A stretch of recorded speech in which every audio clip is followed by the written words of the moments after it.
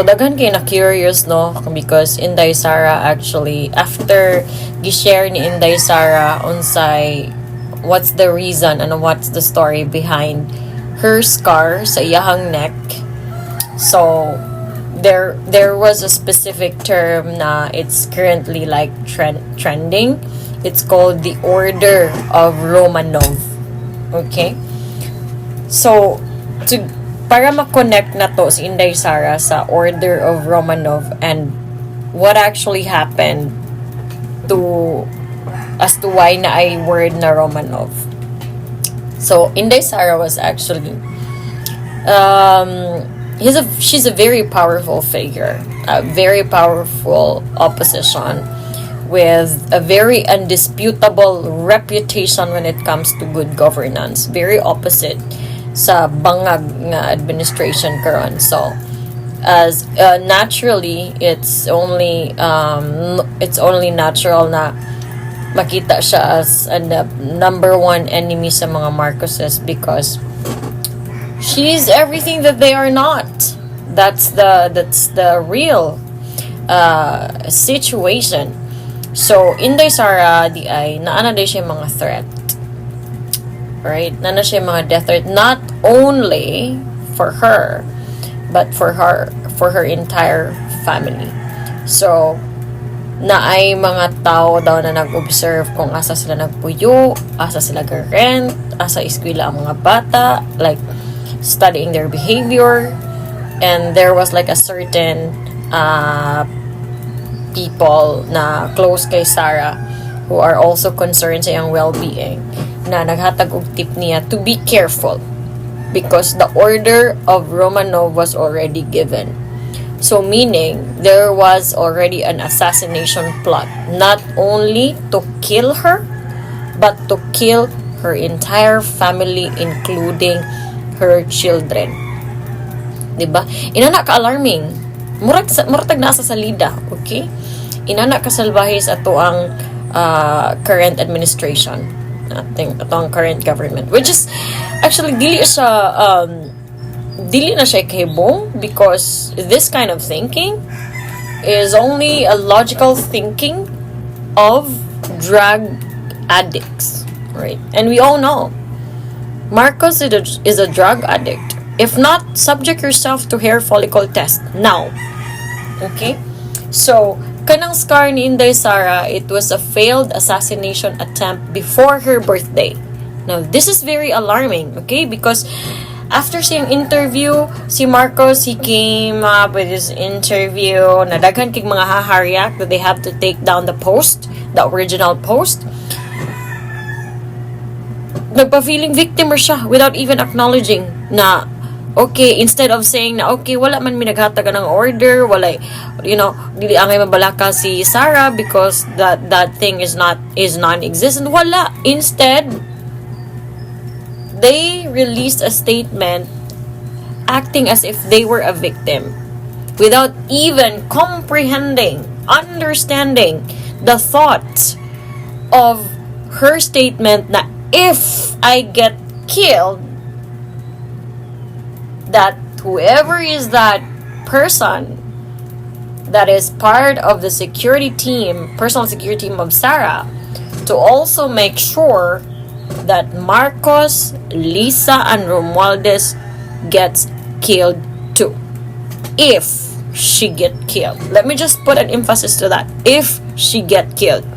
Because local media that is controlled by the Bangag administration tend to omit that part just to portray something that is not.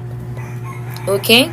Now, Romanov actually came from it's an incident. It was like an assassination of the whole family of a Russian family called like the Romanov. So Nicholas Romanov and his family were actually killed in July 16 to 17, 1918. So they were like part of the government that was taken down by the Bolshevik revolutionaries. So masyag kung sa simple pa nga istorya, si Nicholas Romanov is a government official nga na-dethrone by the opposition of the government. And when the opposition of the government came into power, they were isolated in a mansion controlled by the Bolshevik revolutionaries. So they were there, allegedly, supposedly, for like more like of an isolation.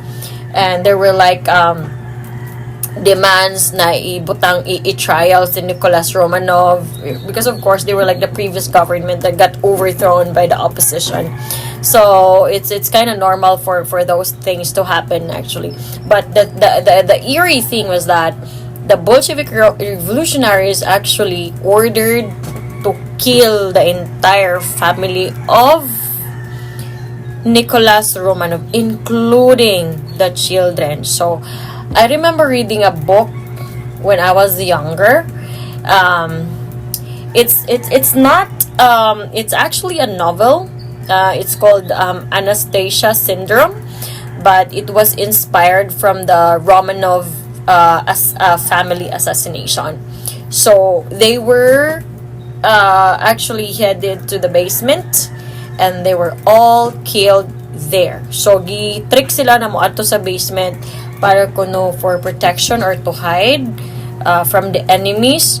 And then dito sila gipang pusil tanan. And then it went on for years and years. Government were denying that there was a murder, and there were a lot of people claiming there were a lot of people claiming to be as they were like the Romanov descendant or the family. And then but later on na figure out to get established or good that it was an assassination, a murder of the entire family. So if na assassination plot or whatnot,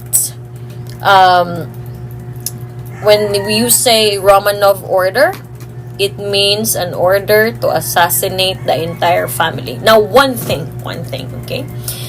As a private citizen, na pugos na lang na mag-public sa account right now, kas makasuka na gyud ka sa kangilad, kabasura, o kapesting yawa sa gobyerno, sa pamalakad ni Marcos, o sa iyang mga kakampi na mga crocodile, o mga kurakot, o mga NPA, o si Romualdez nga ambisyoso kaayo nga wagi mo butar ni mo dong tinuod lata na jud kay ka og papel.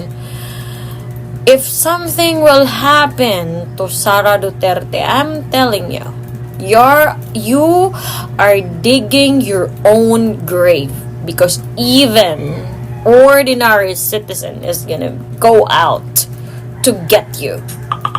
Maora gyud na akong maingon. Alright? Maora gyud na akong maingon. Be very careful with your next steps, because maybe you can eliminate Sara, but that would not be the end of it. Okay? And Marcos, I'm telling you, dude. Romualdez, I'm telling you, dude. Kani imong gibuhat karon, you're sealing your entire lineage and bloodline as the number one enemy of the Republic of the Philippines. Aren't you aware, imong papa, na Guinness World of Records holder na siya as the most corrupt politician of all time? Alright? Baga siguro kagagnaong, dili na ka madutlan o kuan ka ng bashing-bashing ba? Kaya ano, imong utok, guba na kaayo sa cocaine. Guba na kaayo. So, do not hurt Sara. Okay? That would be your worst decision. Make sure na si Romualdez o ang imuhang mga kaalyado, they will not touch Sara. Because it's gonna be a war against every Filipino.